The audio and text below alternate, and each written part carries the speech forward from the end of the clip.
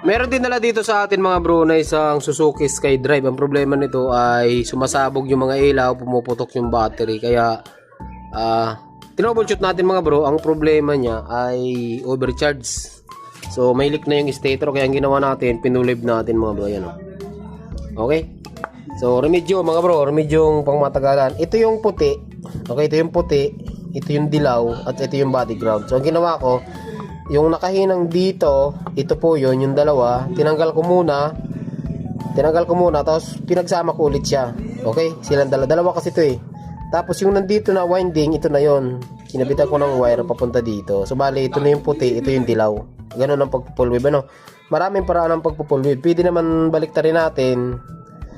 Diba, binalik nyo yung stator, ito hindi nyo natatanggalin. Tapos yung dilaw sa ilalim na wire, tatanggalin nyo, yun ay kakabit nyo dito.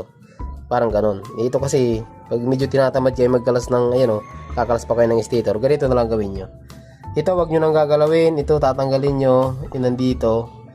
Tapos yung nandito na winding, tatanggalin nyo. Yun ang ililipat nyo dito. So, ganon din yun.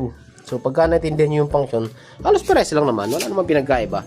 Iba lang yung proseso, pero parehas din yung kakalabasan. Right?